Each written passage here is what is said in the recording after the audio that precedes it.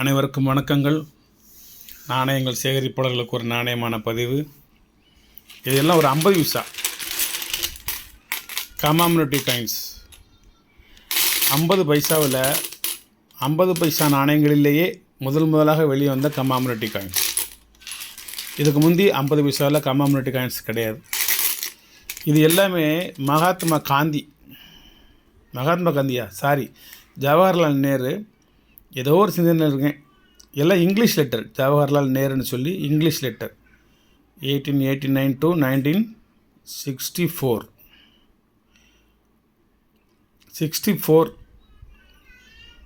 அவர் இறந்த வருஷம் அது. அதை முன்னிட்டு வெளிவந்த ஒரு கமாமினிட்டி காயின்ஸ்.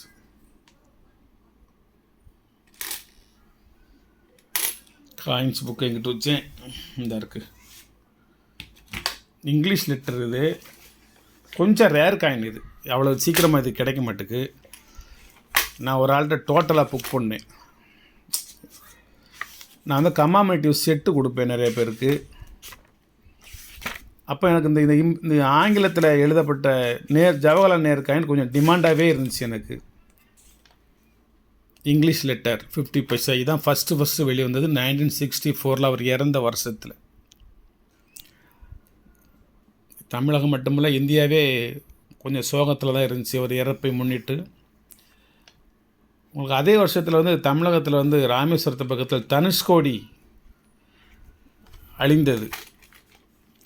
அதையும் நினைத்து தமிழக மக்கள் வருந்தி கொண்டிருந்த ஒரு சூழ்நிலை. அந்த 1964 வந்து கொஞ்சம் மக்கள் சிறிது வருத்தத்துடன் இருந்த நேரங்கள். அதனால் கிடைக்க மாட்டேங்க அப்படின்னு சொல்லி ஒரு 200 காயின் வாங்கணும். ஃபுட் condition, normal condition, bad condition எல்லாமே இருக்கும்.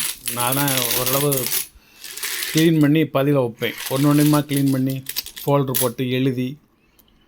காயினா நல்ல காயின், எழுத்துலாம் அழகாகத்தான் தெரியுது. கொஞ்சம் அந்த யூஸ்டு காயினாக இருக்கிறனால அப்படி இருக்குது.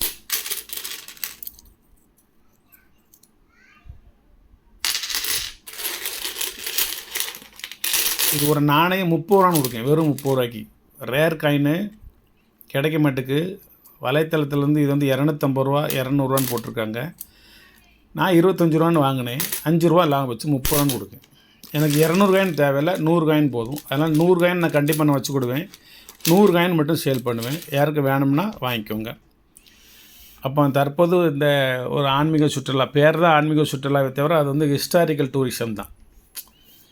நான் எந்த கோயிலுக்கு போனாலும் முதல்ல கடவுளை வணங்குவதில்லை, கலைகளை தான் வணங்குவேன். என்ன செஞ்சுருக்காங்க அப்படின்னு. அப்படி பார்த்த ஒரு இடத்துல வந்து கங்கை கொண்ட சோழீஸ்வரம் மிக அற்புதமான ஒரு ஸ்தலம், ஒரு சுற்றுலா ஸ்தலம். ராஜேந்திர சோழன், ராஜராஜ சோழனுடைய மகன். அங்கே ராஜேந்திர சோழன் பட்டணம் அப்படின்னு ஒரு ஊர் இருக்குது. அந்த ஊருக்கெல்லாம் போனோம். அங்கே தான் அந்த நாகலிங்கப்பூ மரம் இருக்குது. அந்த கங்கை கொண்ட சோழபுரம் கோவிலுக்குள்ளே நாகலிங்கப்பூ மரம் இருக்குது. அது எல்லாமே வீடியோ ஷூட் பண்ணியிருக்கோம் நிறையா. இன்னும் பதிவில் போடலை. ஒரு அற்புதமான ஒரு மனம் நிறைந்த ஒரு ஸ்தலம். பார்க்க வேண்டும் என்று ஆசைப்பட்டு ஒரு 30 ஆண்டுகளுக்கு முன்பு போய் வாசலில் அமர்ந்து விட்டு வந்தேன். உள்ளே செல்லவில்லை. தற்பொழுது தான் உள்ளே சென்று பார்த்து பிரமிப்புக்கு ஆளானேன். அவ்வாறு பிரமிப்புக்கு ஆளானாலும் தந்தையைப் போலவே கட்டியுள்ளார். தந்தையைப் போலவே நீ வரலாம், தந்தை மாதிரி வர முடியாது. அது எல்லாருடைய குடும்பத்திலையும் ஒரு அந்த வார்த்தைகள் ஒரு வரப்பிரசாதம். தந்தை மாதிரி நீ வரலாம், தந்தையைப் போல வரலாம், ஆனால் தந்தை மாதிரி அதுக்கு ஈடாக நீ வர முடியாது. ராஜராஜ சோழன் கட்டிய தஞ்சாவூர் கோயில் மாதிரி நீங்கள் கட்டலாம், ஆனால் அந்த கோயிலுக்கு ஈடு இணை ஆகாது. இருந்தாலும் பாராட்டப்பட வேண்டிய ஒரு விஷயம். அப்புறம் ஐராவதீஸ்வரர் தாராசுரம் அங்கே போனோம். நிறைய வீடியோ ஷூட் பண்ணோம், ஃபோட்டோ எடுத்தோம். அந்த இசைப்படிகள் 7 படிகள், ஒரு கல்லை திருத்து போட டங் டங் டங் சரிகம 11 7 படிகள் அதை கேட்டு போட்டு பூட்டி வச்சுருக்காங்க, பாதுகாப்பாக வச்சுருக்காங்க. வர்றவங்க பூரா கல் எடுத்து போடுதாங்க அப்படின்ட்டு. அதுமாதிரி உள்ள அந்த யானையை சிங்கம் வேட்டையாடுதல், ஒரு பக்கம் பார்த்தால் நந்தி, ஒரு பக்கம் பார்த்தால் யானை, இந்த மாதிரி சிற்பங்கள் உள்ள சிவலிங்கங்கள் எல்லாமே பாராட்டக்கூடிய ஒரு வகையில் இருந்தது. மிக்க மன மகிழ்ச்சி. எல்லாருமே அவ்வப்போது பிள்ளை குட்டியில் கூட்டிகிட்டு அப்படியே ஒரு வரலாற்று சுவடுகள் சம்மந்தப்பட்ட கோயில்களுக்கு அப்படியே போயிட்டு வாங்க. ராஜராஜ சோழன் அந்த வம்சாவளி இந்த கோயில்கள் கட்டுவதற்கே தனது வாழ்நாளை அர்ப்பணித்திருப்பார் போல. ஒவ்வொரு கோவிலுமே பிரம்மாண்டம். திருவலஞ்சுழி சின்ன கோயில் தான் உள்ளே போனால் மிகப்பெரிய பிரம்மாண்டமான ஒரு கோயில். போன அத்தனை கோயில்களுமே பிரம்மாண்டத்தின் உச்சியில் இருக்குது.